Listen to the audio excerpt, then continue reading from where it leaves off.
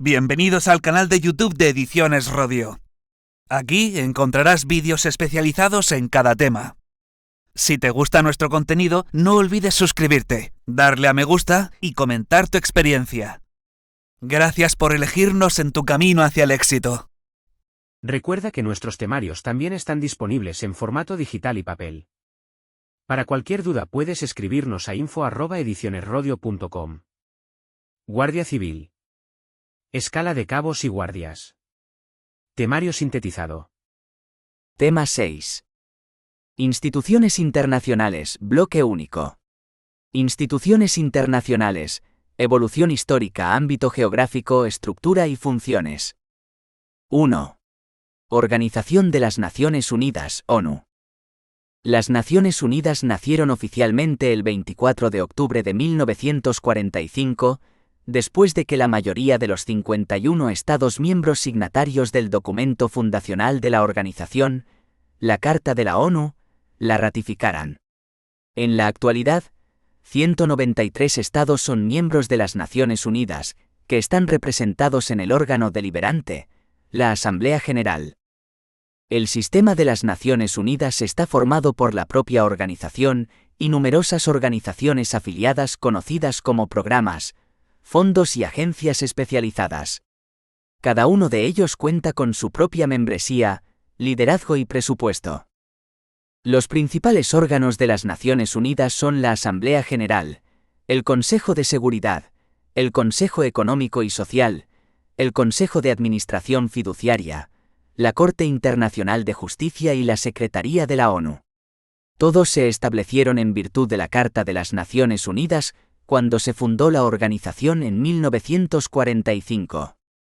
La ONU coordina su trabajo con estas entidades independientes del sistema de la ONU, todas las cuales cooperan con la organización para ayudarla a lograr sus objetivos. Asamblea General.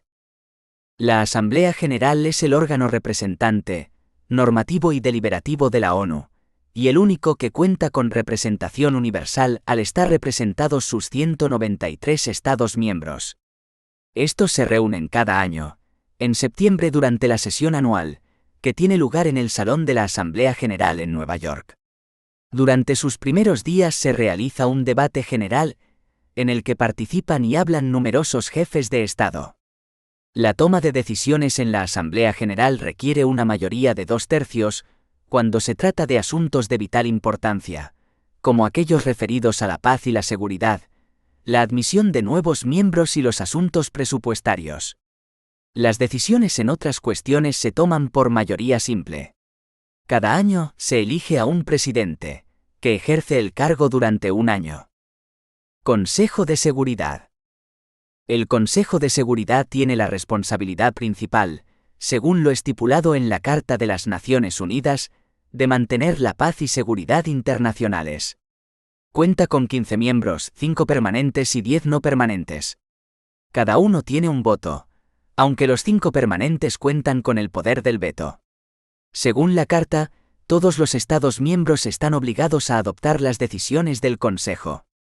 El Consejo de Seguridad dirige la labor de determinar la existencia de amenazas contra la paz o de actos de agresión.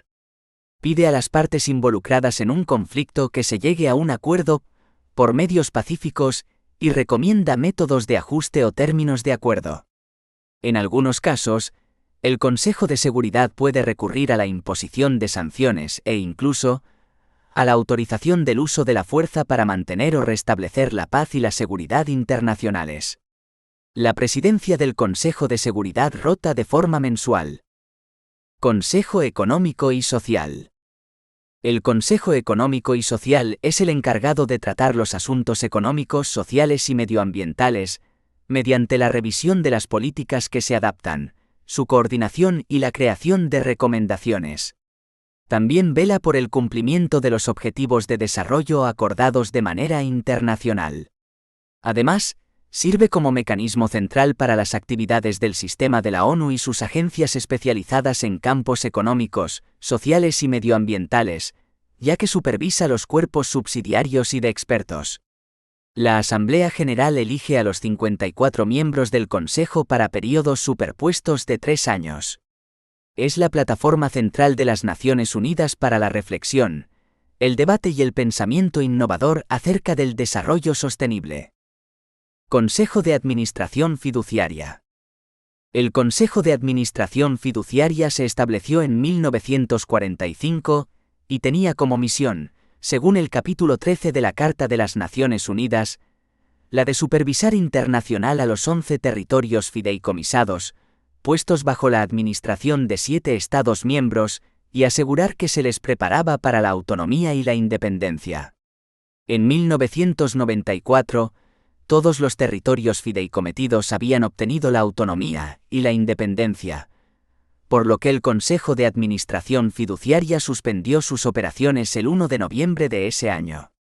A través de una resolución, el Consejo modificó su reglamento para eliminar la obligación de reunirse anualmente y acordó reunirse según requiriera la ocasión, por decisión propia o del presidente, o por petición de la mayoría de los miembros de la Asamblea General o el Consejo de Seguridad.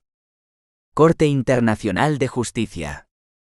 La Corte Internacional de Justicia es el órgano judicial principal de las Naciones Unidas. Su sede está en el Palacio de la Paz en La Haya, Países Bajos. Es el único de los 6 órganos principales de la organización que no se encuentra en Nueva York. Su función es resolver, de acuerdo con la legislación internacional, las disputas legales presentadas ante ella por los distintos estados, y emitir dictámenes consultivos acerca de las cuestiones legales que los órganos autorizados y las agencias especiales le planteen. La Corte Internacional de Justicia funciona de conformidad con su estatuto. Secretaría. La Secretaría está encabezada por el Secretario General, y lo conforman decenas de miles de miembros de personal internacional, que trabajan en distintas estaciones de destino por todo el mundo, realizando a diario el trabajo estipulado por la Asamblea General y los otros órganos principales. El Secretario General es el oficial administrativo jefe de la organización. El Secretario General es el símbolo de los ideales de las Naciones Unidas y portavoz de los intereses de los pueblos del mundo, en particular los pobres y vulnerables. El personal de la ONU es reclutado a nivel internacional y local, y trabaja en lugares de destino y en las misiones de paz en todo el mundo. Pero servir a la causa de la paz en un mundo violento es una ocupación peligrosa. Desde la fundación de las Naciones Unidas, cientos de hombres y mujeres abnegados han perdido su vida al servicio de la causa de la paz. 2. El Consejo de Europa. El Consejo de Europa es una organización internacional que tiene como objetivo principal la defensa, protección y promoción de los derechos humanos, en particular los civiles y políticos, la democracia y el Estado de Derecho. Creado el 5 de mayo de 1949, se trata de la institución de este tipo más antigua de nuestro continente, y engloba las 47 naciones europeas, con la sola excepción de Bielorrusia.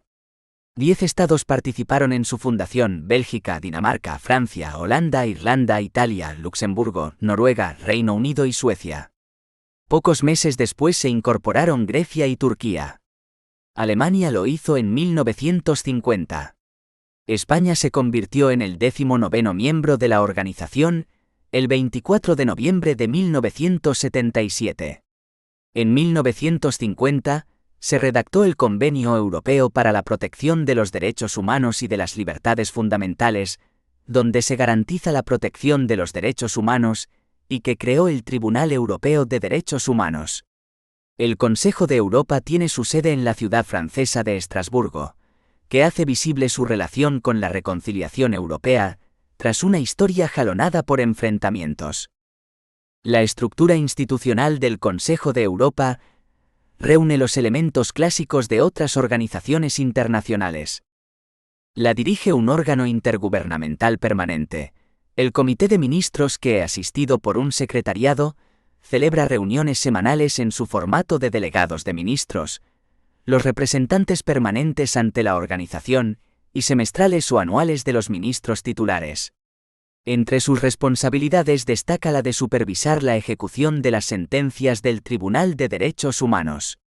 Aprueba los convenios que las autoridades nacionales habrán de firmar y ratificar, y las recomendaciones, como guías a seguir en asuntos tan diversos como la protección de menores en Internet o la igualdad en el ámbito político, o la lucha contra el tráfico de órganos.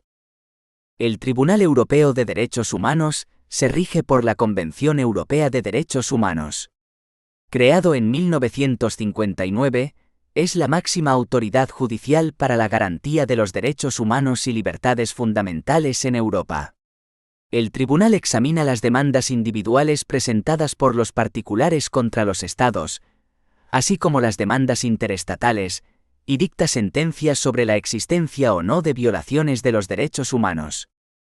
La Asamblea Parlamentaria del Consejo de Europa, formada por diputados y senadores de los 47 Estados miembros, que designan entre 2 y 18 parlamentarios, correspondiéndole a España un total de 12 miembros titulares y 12 suplentes. La Asamblea celebra 4 periodos anuales de sesiones plenarias. Remite recomendaciones y preguntas al Comité de Ministros. Los presidentes de la Asamblea y del Comité de Ministros comparecen periódicamente en la sede del otro órgano para informar de los trabajos en curso. Desde 1994, un Congreso de Poderes Locales y Regionales representa la dimensión local y regional del Consejo de Europa. El Congreso es responsable de reforzar la democracia local y regional de los 47 Estados miembros y evaluar la aplicación de la Carta Europea de Autonomía Local. La Conferencia de ONG coordina las aportaciones de la sociedad civil. Para cumplir con los objetivos de promoción de los derechos humanos, la democracia y el Estado de Derecho, el Consejo de Europa ha creado un elevado número de mecanismos especializados de seguimiento, monitoring, con carácter independiente que elaboran informes periódicos. Es el caso del Comité de Prevención de la Tortura, el Comité de la Convención Marco para la Protección de las Minorías Nacionales, el Comité de la Carta Social Europea, la Comisión Europea para la Eficacia de la Justicia, CEPJ, el Grupo de Seguimiento de la Convención Antitrata de Seres Humanos, Greta o el Comisario de Derechos Humanos. Algunos de ellos, como el Grupo de Estados contra la Corrupción, Greco, o la Comisión de Venecia, se configuran como acuerdos parciales, que cuentan con la participación voluntaria de un número de Estados miembro del Consejo de Europa que refuerzan su cooperación en estos ámbitos, a los que pueden sumarse otros no miembros, acuerdos parciales ampliados. 3. Unión Europea. Los efectos desastrosos de la Segunda Guerra Mundial y la amenaza constante del enfrentamiento este-oeste hicieron de la reconciliación franco-alemana una prioridad fundamental. La puesta en común de la industria del carbón y del acero entre 6 países europeos en 1951, mediante el Tratado de París, representó con acento agudo el primer paso hacia la integración europea. Los Tratados de Roma de 1957 reforzaron los pilares de esta integración, así como la idea de un futuro común para los 6 países europeos. Los principales avances tras los primeros tratados están relacionados con la creación de los recursos propios de la Comunidad, el refuerzo de las competencias presupuestarias del Parlamento, la elección por sufragio universal directo y la creación del Sistema Monetario Europeo, SME. En 1986, la entrada en vigor del Acta Única Europea, que modificó sustancialmente el Tratado de Roma, reforzó la integración europea mediante la constitución de un gran mercado interior. El Tratado de Maastricht modificó los anteriores tratados europeos y creó una Unión Europea basada en 3 pilares: las comunidades europeas, la política exterior y de seguridad común, PESC y la cooperación en los ámbitos de la justicia y los asuntos de interior, JAI.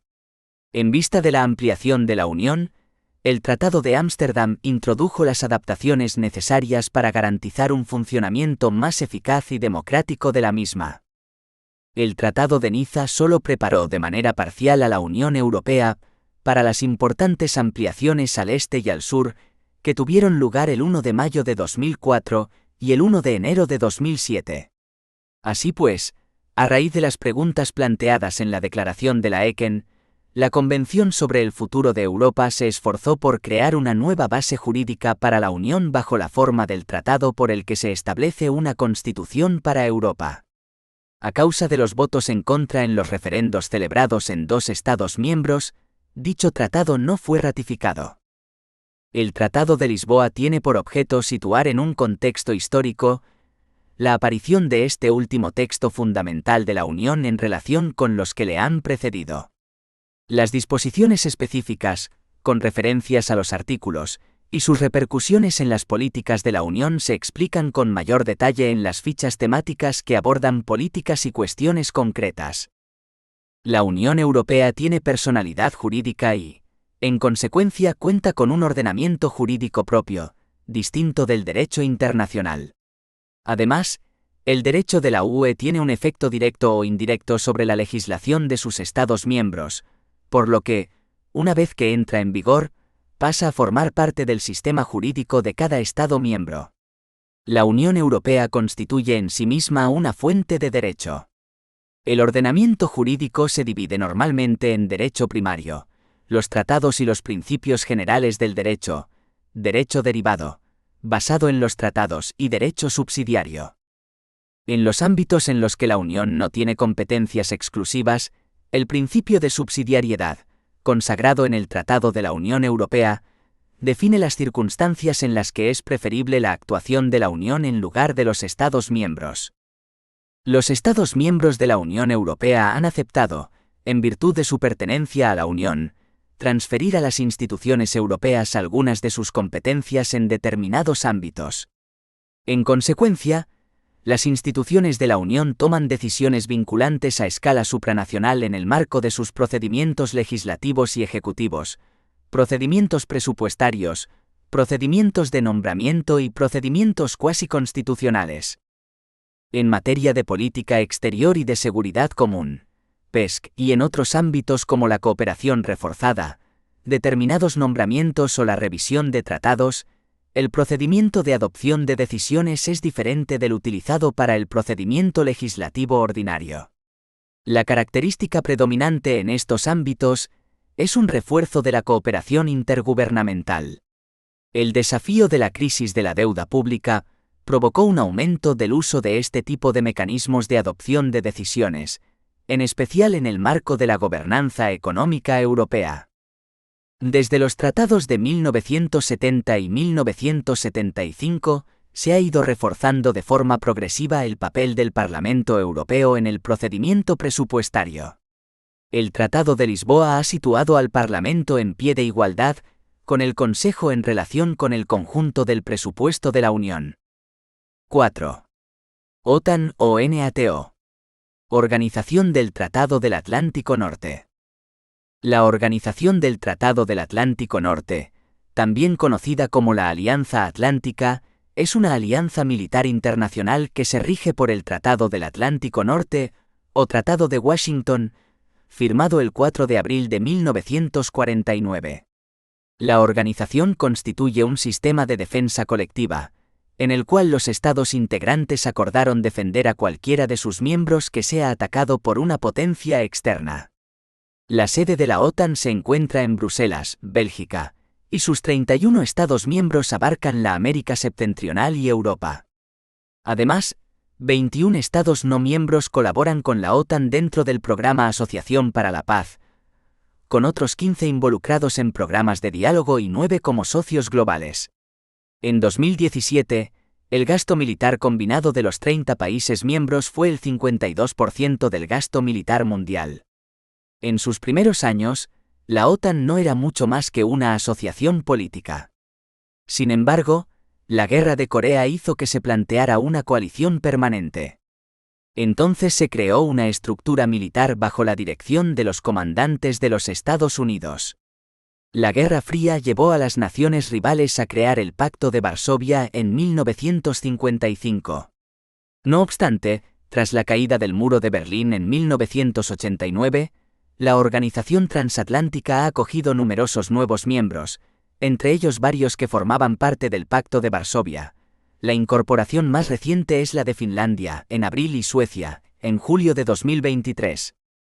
La OTAN intervino dentro de las guerras yugoslavas, lo que se convirtió en su primera intervención conjunta.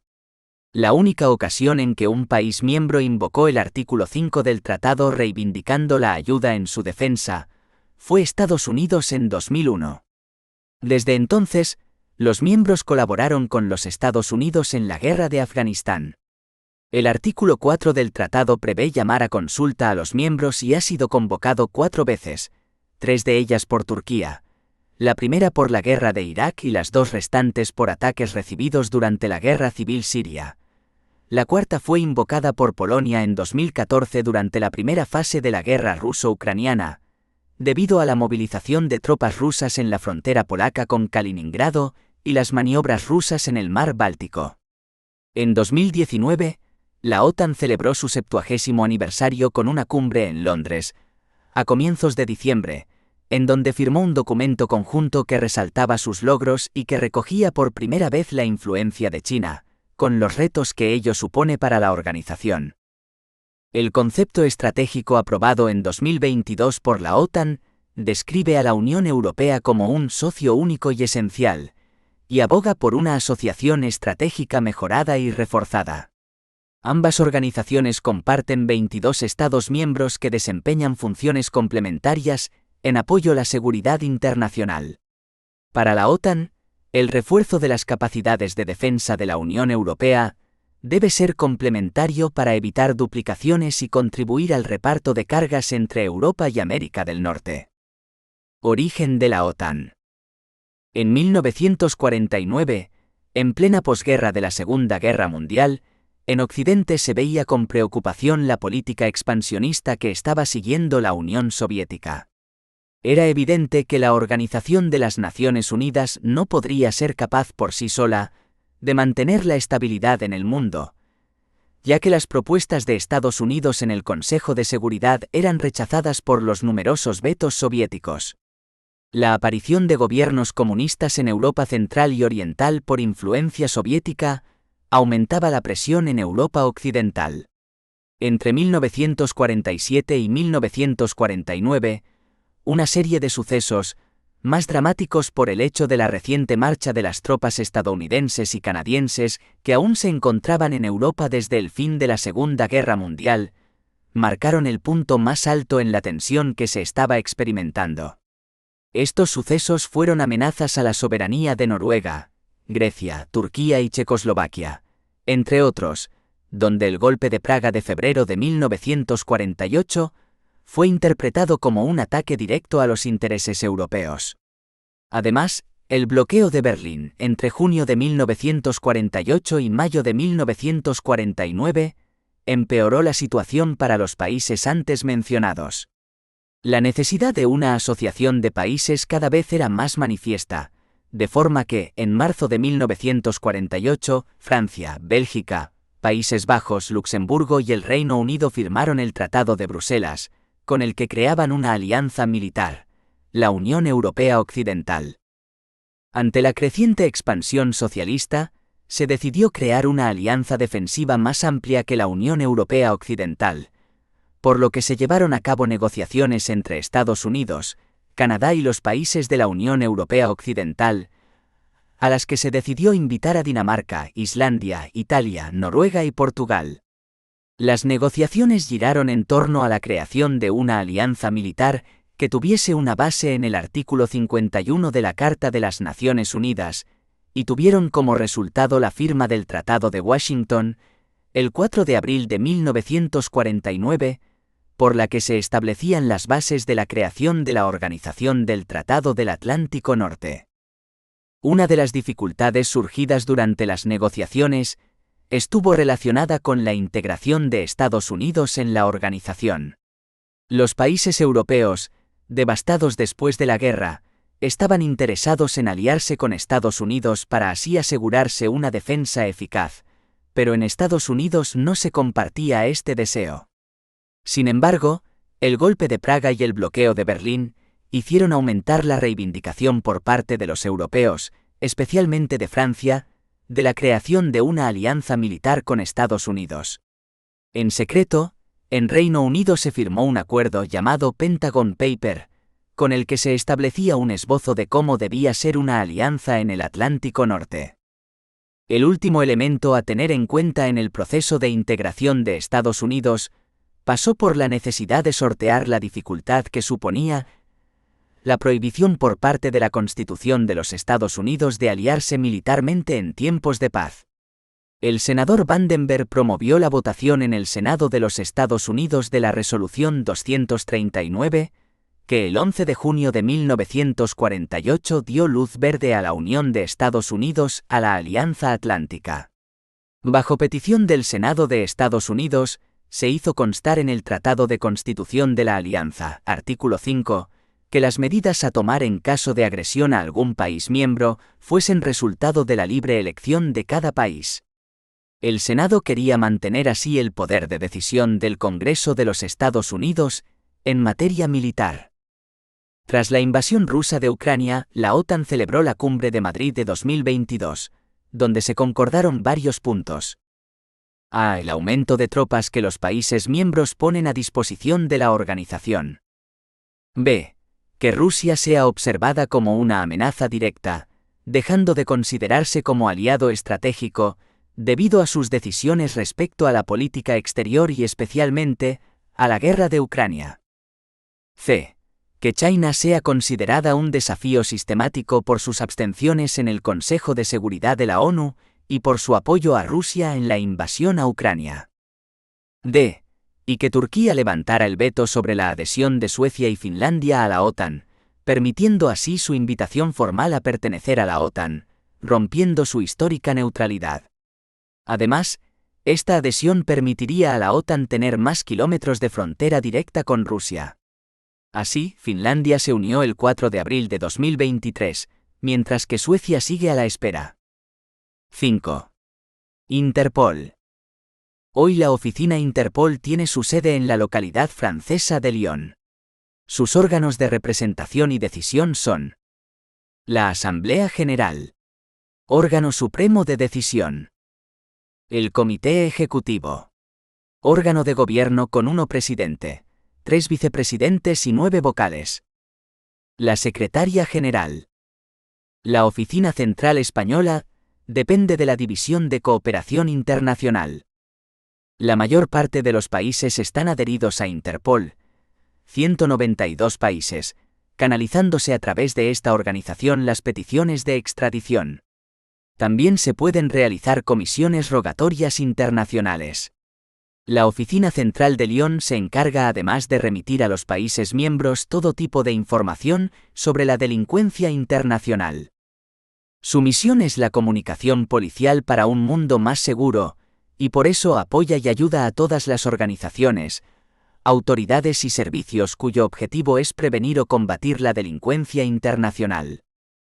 Delitos: corrupción, falsificación de moneda y documentos de seguridad, delitos contra menores, delitos contra el patrimonio cultural, ciberdelincuencia, tráfico de drogas, delitos contra el medio ambiente, delincuencia financiera, tráfico de armas de fuego, trata de personas, productos ilegales, delitos marítimos, delincuencia organizada, tráfico ilícito de migrantes, terrorismo, delincuencia relacionada con los vehículos, crímenes de guerra.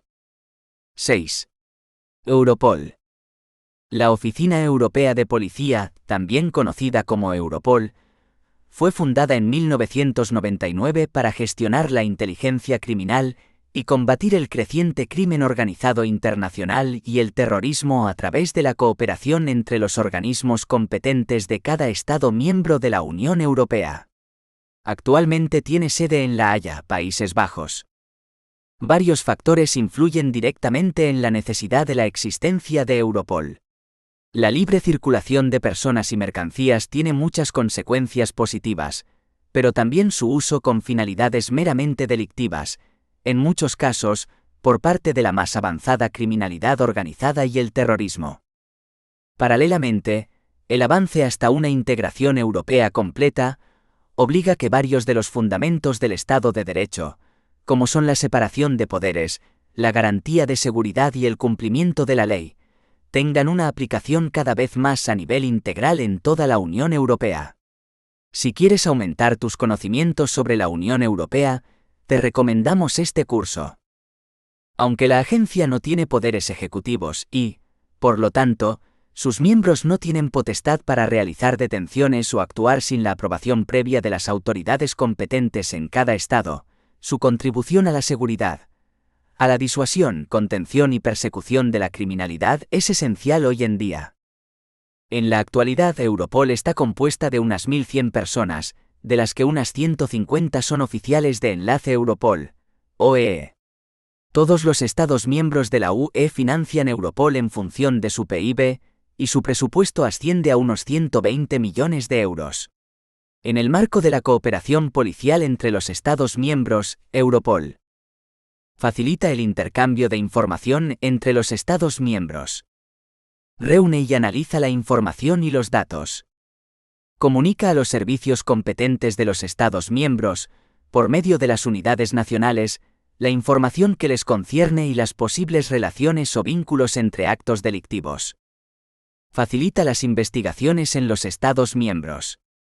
Gestiona la recopilación de información informatizada. Asiste a los Estados miembros en la formación de sus autoridades competentes. Facilita apoyo técnico entre los Estados miembros. Constituye el punto de contacto en materia de represión de la falsificación del euro. Europol actúa cuando uno o dos Estados miembros se ven afectados por una forma grave de delincuencia organizada internacional. Ello engloba ámbitos cada vez más numerosos, como la prevención y la lucha contra el terrorismo, el tráfico de drogas, el tráfico de seres humanos, las redes de inmigración clandestina, el tráfico ilícito de materias radiactivas y nucleares, el tráfico de vehículos robados, la lucha contra la acuñación de monedas falsas y la falsificación de medios de pago, el blanqueo de dinero, excepto infracciones primarias. La competencia de Europol incluye las infracciones conexas o relacionadas con las mencionadas formas de delincuencia. 7. EUROJUST. Función. Ayuda a las autoridades a cooperar en la lucha contra el terrorismo y las formas graves de delincuencia organizada que afectan a más de un país de la UE. Miembros. Colegio de la Agencia de la Unión Europea para la Cooperación Judicial Penal, Eurojust, un miembro por cada país. Año de creación 2002. Sede La Haya, Países Bajos.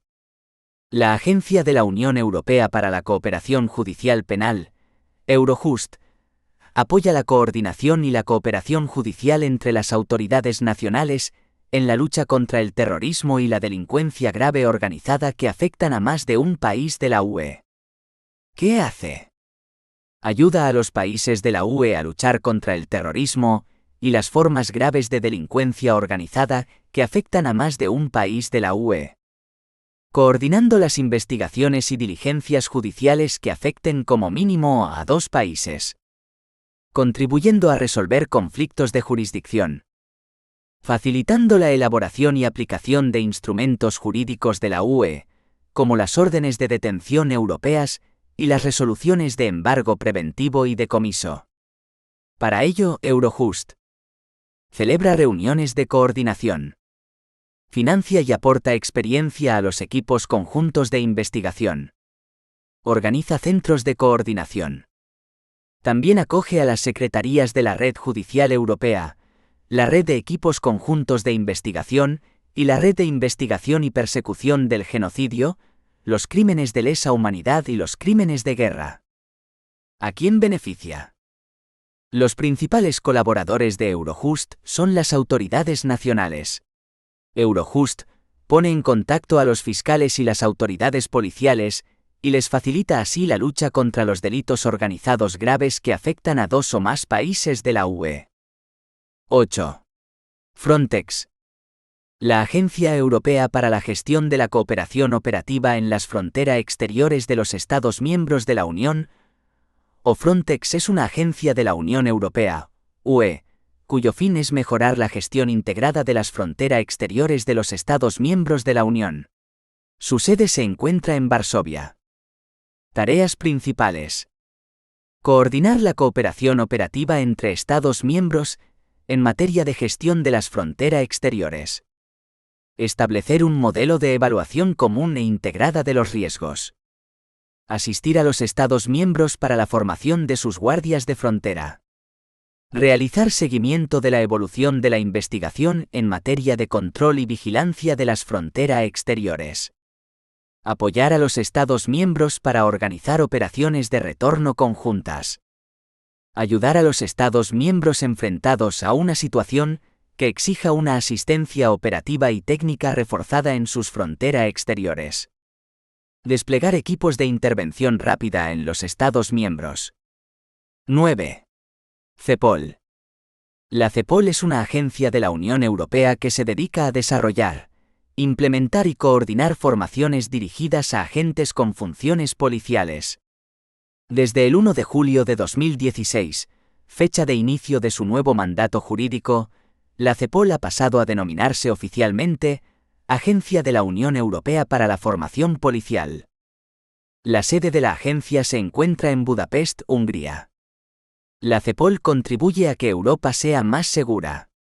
Para ello, facilita la cooperación y el intercambio de conocimientos entre los agentes con funciones policiales de los Estados miembros de la UE, y en cierta medida de terceros países, sobre cuestiones relativas a las prioridades de la UE en el ámbito de la seguridad, en particular, procedentes del conjunto de políticas de la UE contra la delincuencia grave y organizada. La agencia agrupa una red de centros de formación para los agentes con funciones policiales de los Estados miembros, a la cual asiste mediante el suministro de formaciones de primera línea sobre las prioridades de seguridad, la cooperación policial y el intercambio de información. Asimismo, también colabora con organismos de la UE, organizaciones internacionales y terceros países para garantizar que se ofrece una respuesta colectiva a las amenazas más graves para la seguridad. La CEPOL está dirigida por un director ejecutivo, quien da cuenta de su gestión al Consejo de Administración.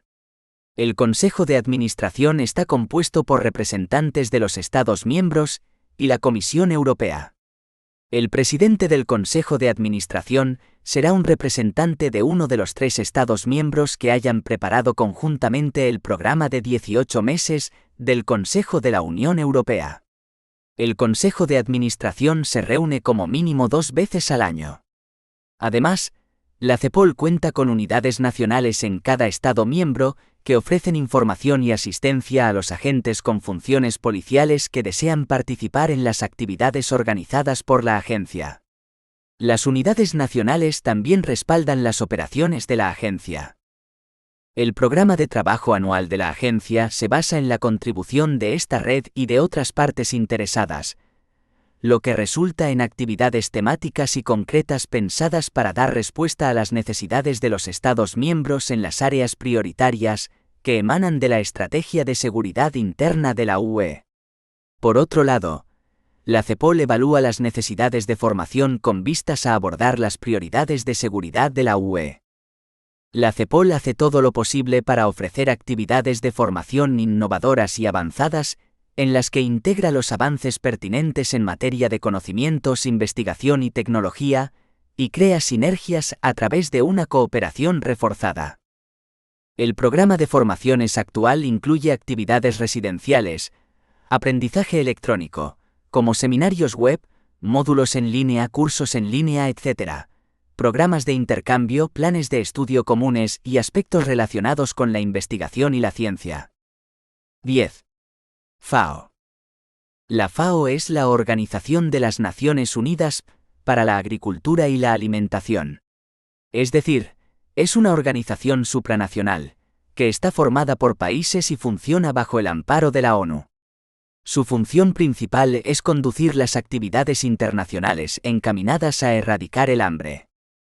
Para desarrollar esa función de erradicar el hambre, debe actuar como un foro neutral donde países en desarrollo y desarrollados negocien los distintos acuerdos a llevar a cabo. De esta forma, la FAO ayuda a los países en desarrollo y a los países en transición a modernizar y mejorar sus actividades agrícolas, forestales y pesqueras, con el fin de asegurar una buena nutrición para todos. Para poder realizar su cometido, la FAO tiene una sede central en Roma y además tiene oficinas regionales para África, Asia y el Pacífico, América Latina y el Caribe, el Cercano Oriente y Europa. Oficinas subregionales para el África Austral y Oriental y Occidental y Central, las islas del Pacífico, el Caribe, África del Norte y Europa Central y Oriental y 78 representaciones en los países miembros. Una de las funciones principales de la FAO es la de someter a los Estados miembros convenciones y acuerdos sobre cuestiones relativas a la alimentación y la agricultura. En la práctica es muy importante porque los Estados miembros, cuando aprueban estas resoluciones, se obligan en su acatamiento. Las 4 mejoras y el enfoque de asegurar que nadie se quede atrás. El marco estratégico de la FAO para 2022-2031 busca respaldar la Agenda 2030 mediante la transformación hacia sistemas agroalimentarios más eficientes, inclusivos, resilientes y sostenibles, para conseguir una mejor producción, una mejor nutrición, un mejor medio ambiente y una vida mejor sin dejar a nadie atrás. Mejor producción. Garantizar modalidades de consumo y producción sostenibles a través de cadenas de suministro alimentario y agrícola eficientes e inclusivas en los planos local, regional y mundial, asegurando la resiliencia y la sostenibilidad de los sistemas agroalimentarios en condiciones climáticas y ambientales cambiantes. Esferas programáticas prioritarias. Innovación para la producción agrícola sostenible, transformación azul, una salud y acceso equitativo de los pequeños productores a los recursos, agricultura digital. Mejor nutrición. Poner fin al hambre. Lograr la seguridad alimentaria y la mejora de la nutrición en todas sus formas, en particular promoviendo alimentos nutritivos y aumentando el acceso a dietas saludables. Esferas programáticas prioritarias. Dietas saludables para todos, nutrición para las personas más vulnerables, alimentos inocuos para todos, reducción de la pérdida y el desperdicio de alimentos y mercados y comercio transparentes. Mejor medio ambiente. Proteger, restablecer y promover el uso sostenible de los ecosistemas terrestres y marinos y luchar contra el cambio climático. Reducción, reutilización, reciclado, gestión de los residuos, mediante sistemas agroalimentarios más eficientes, inclusivos, resilientes y sostenibles. Esferas programáticas prioritarias. Sistemas agroalimentarios que mitigan los efectos del cambio climático y adaptados a él. Bioeconomía para la alimentación y la agricultura sostenibles, y servicios ecosistémicos y biodiversidad en favor de la alimentación y la agricultura. Lograr sistemas alimentarios urbanos sostenibles. Una vida mejor. Promover el crecimiento económico inclusivo mediante la reducción de las desigualdades. Zonas urbanas y rurales, países ricos y pobres, hombres y mujeres. Esferas programáticas prioritarias. Igualdad de género y empoderamiento de las mujeres del medio rural. Transformación rural inclusiva. Emergencias agrícolas y alimentarias. Sistemas agroalimentarios resilientes. Iniciativa Mano de la Mano, IMM. Ampliación de las inversiones. Las 4 mejoras constituyen un principio organizador sobre cómo la FAO pretende contribuir en forma directa al Objetivo de Desarrollo Sostenible. ODS 1. Fin de la pobreza. El ODS 2. Hambre cero. Y el ODS 10. Reducción de las desigualdades, y para respaldar el cumplimiento de la Agenda 2030 en general, que es fundamental para lograr la visión general de la FAO. Las 4 mejoras reflejan las interconexiones entre las dimensiones económica, social y ambiental de los sistemas agroalimentarios. También fomentan un enfoque estratégico y orientado a los sistemas en todas las intervenciones de la FAO. La FAO aplicará 4 aceleradores transversales o intersectoriales. Tecnología. Innovación. Datos y complementos. Gobernanza, capital humano e instituciones, en todas sus intervenciones programáticas a fin de acelerar las repercusiones y, al mismo tiempo, reducir al mínimo las compensaciones necesarias. La FAO tendrá en cuenta asimismo 3 temas transversales, a saber, género, juventud e inclusión, con vistas a velar por el cumplimiento del principio de programación de las Naciones Unidas de no dejar a nadie atrás. 11. FMI. El Fondo Monetario Internacional se creó en julio de 1944, en una conferencia de las Naciones Unidas celebrada en Bretton Woods, Nuevo Hampshire, Estados Unidos, Cuando los representantes de 45 gobiernos acordaron establecer un marco de cooperación económica destinado a evitar que se repitieran los círculos viciosos de devaluaciones competitivas que contribuyeron a provocar la Gran Depresión de los años 30.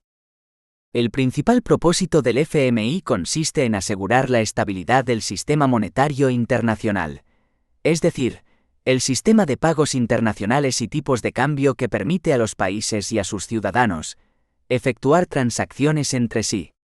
Este sistema es esencial para fomentar un crecimiento económico sostenible, mejorar los niveles de vida y reducir la pobreza. A raíz de la reciente crisis mundial, el FMI ha estado clarificando y actualizando su cometido a fin de cubrir toda la problemática de la macroeconomía y del sector financiero que incide en la estabilidad mundial. El objetivo del Fondo Monetario Internacional, FMI, es lograr un crecimiento y una prosperidad sostenibles para cada uno de sus 190 países miembros. Con esa finalidad, respalda políticas económicas que promueven la estabilidad financiera y la cooperación monetaria, que son esenciales para la productividad, la creación de puestos de trabajo y el bienestar económico. El FMI es administrado por los países miembros, a los cuales les rinde cuentas. ¿Qué hace el FMI? El FMI tiene 3 misiones críticas: promover la cooperación monetaria internacional, alentar la expansión del comercio internacional y del crecimiento económico, y desalentar políticas que vayan en perjuicio de la prosperidad. Para cumplirlas, los países miembros colaboran entre sí con otros organismos internacionales a fin de mejorar la vida de la población. 12. OMS. La Organización Mundial de la Salud, OMS, es el organismo de las Naciones Unidas especializado en salud, integrado por 194 Estados miembros. La OMS trabaja en todo el mundo para promover el grado máximo de salud que se pueda lograr para todas las personas, independientemente de su raza, religión, género, ideología política o condición económica o social. La misión de la OMS es promover la salud, preservar la seguridad mundial y servir a las poblaciones vulnerables. El acceso a una atención de salud asequible y adecuada es un derecho humano, y la atención sanitaria universal es un principio fundamental que guía la labor de la OMS. Para 2023, la OMS se propone alcanzar las metas de los 3.000 millones, con cobertura sanitaria universal para 1.000 millones más de personas, una mejor protección frente a emergencias sanitarias para 1.000 millones más de personas, y mejor salud y bienestar para 1.000 millones más de personas. Al menos la mitad de la población mundial carece de acceso a servicios de salud esenciales, y los gastos directos sumen cada año en la pobreza a casi 100 millones de personas. La OMS convoca a los principales expertos en salud de todo el mundo para confeccionar materiales de referencia sobre cuestiones de salud mundial, y formular recomendaciones destinadas a mejorar la salud de todas las personas. La OMS está integrada por la Asamblea Mundial de la Salud, los Estados miembros y la Secretaría. ¿Qué es la Asamblea Mundial de la Salud? La Asamblea Mundial de la Salud es el principal órgano deliberante de la OMS, integrado por 194 Estados miembros. Cada año, los delegados de los Estados miembros de la OMS se reúnen para acordar las prioridades y políticas de la organización. En la Asamblea se establecen nuevos objetivos y estrategias, y se asignan tareas para alcanzar esos objetivos. Las delegaciones examinan y ofrecen orientaciones sobre políticas y el modo de proceder que, posteriormente, son coordinados por la Secretaría. Si bien la Asamblea Mundial de la Salud puede formular recomendaciones y proponer modos de proceder, especialmente en momentos de riesgo sanitario mundial sin precedentes, dependerá de cada gobierno determinar su respuesta y actuar en consecuencia.